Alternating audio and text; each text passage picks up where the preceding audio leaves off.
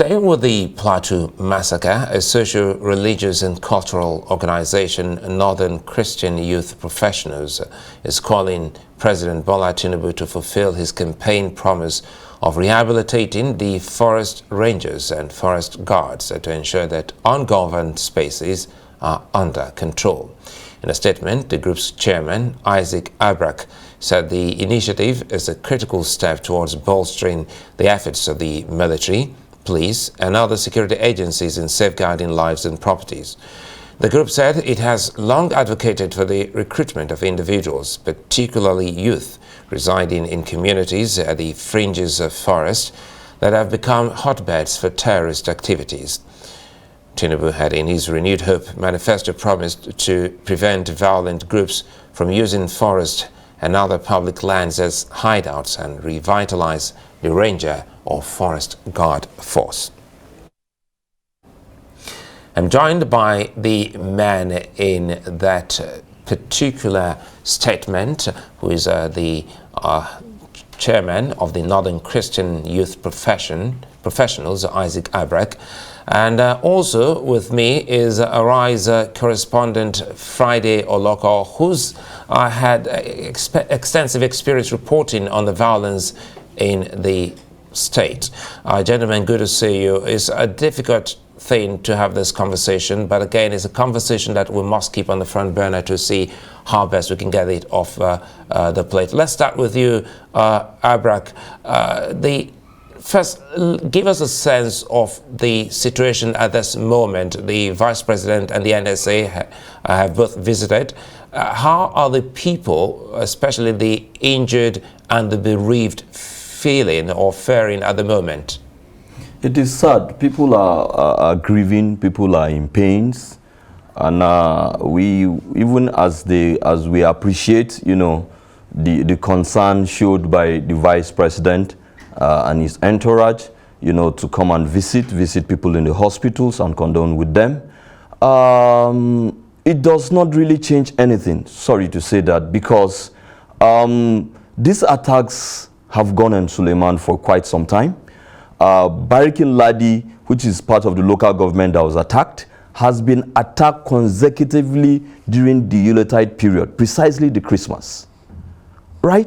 And if these attacks have been carried on at a seasonal period, consecutively for 1, 2, 3 years, it is the expectation of the people that our security instruments would be proactive. Because I remember as a journalist sitting heading Reuters Northern Nigeria when Boko Haram was very hot, and also the insurgency, we could forecast and say, okay, this is Salah. Our reporters, our correspondents in Borno State, Yobe, Kaduna and Plateau State, be out there, be on the alert, something could happen. So if a news agency, can understand the security dynamics this way, then the military, the security apparatus absolutely know this. So if they know this, and yet these attacks happened last year in Barikin Ladi, it happened in 2002, it has been happening all over these years, then how comes an attack will still happen at the same period that it has been happening, and people will be killed, not 12, not 20, not 50, not 100. We are talking about 200 now. So how do you expect the people to react? So I will tell you, Suleiman and Nigerians, that we are not particularly happy with what is going on. We are still in pains. Our questions are yet to be answered. Yes, we've had the assurance from the Vice President, but what we really want to see now is action and results. Well, action and result, that brings us to you, Friday Oloko. Well, paint for us a picture of what this is about. It's a perennial issue, year in, year out, and sometimes it's a narrative from both sides. As some are complaining, sometimes the other side will also be saying that they too are casualties. Friday. Yes, thank you very much, Suleiman. As a journalist that have covered the Plateau Crisis for about 2-3 years, I, as a matter of fact, reported extensively the incessant attacks. As at that time, between 2017 and 2019, it was the case of between Fulani herders and the farmers. The issue in crisis, the crisis in Plateau State is such that appears to have defied all solutions. Yes, there are accusations and counter-accusations. As a journalist that have reported there, what I do usually, when there is an attack, I get from those sides and get from the other. So throughout the time that I was there, I can say that there was no single rejoinder to my stories. However, as I do my work diligently as a journalist, I had some brushes with the security operatives. Plateau case, the issue of the attacks is something that has really been on for quite a long time, and the security agencies have really been on this matter. So I think in a matter like this that appear to have defied solutions, something else should be done to really unravel the mystery. What is the issue? Is this the same issue of herders, farmers, and the natives? Is it a political crisis? Is it a religious crisis? It is left for the authorities to really decipher and really find a solution to it.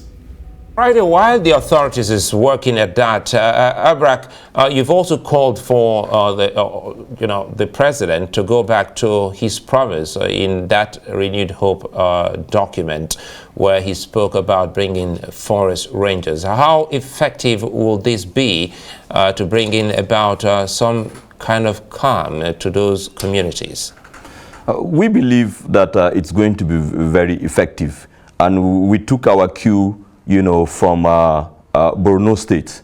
If you remember, in the early 2011, 2012, when Boko Haram was at its height, it has occupied the city, the metropolitan city of Maiduguri, and even they were even charging towards the government house. Then the vice president, Kashim Shettima, was the governor of that state. What did Kashim Shettima do? Kashim Shettima recruited 20,000 youths into what he called the civilian JTF, the Civilian Joint Task Force. And these were youths that were collected from the communities, inside Maiduguri, and also around and also at the fringes of the city. So these people, these boys, these youths understand the terrain, they understand their city, and that was how, using their intelligence, they were able to smoke out, in collaboration with the military, they were able to smoke out Boko Haram and chase them, out of the city of Maiduguri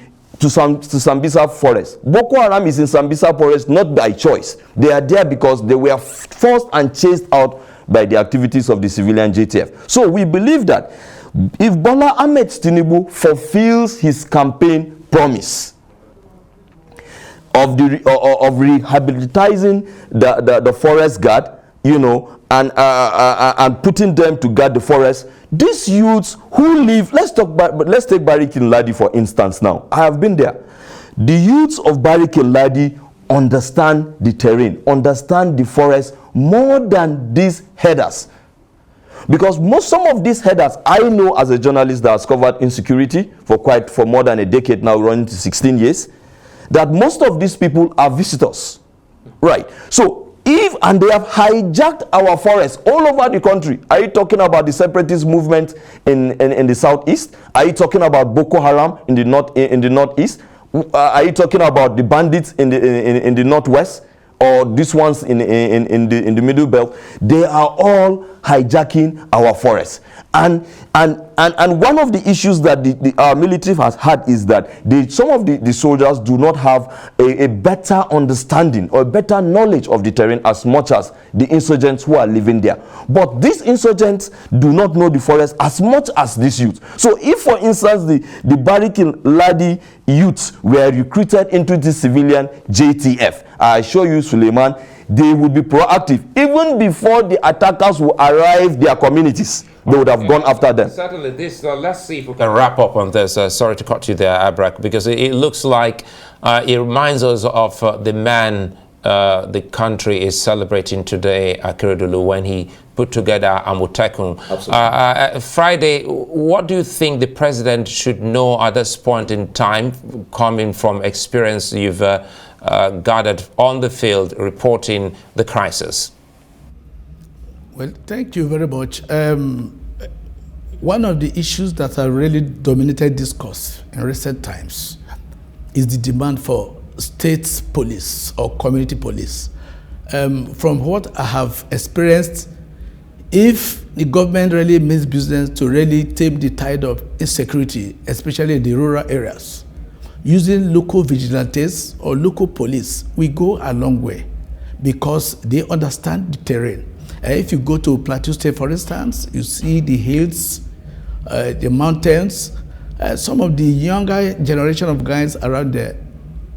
If you give them, equip them with the necessary tools to fight any intruder, I think that will go a long way in really minimizing it. Even though there have been issues that if state police is legalized, politicians will cash in on it to do something funny against their political enemies.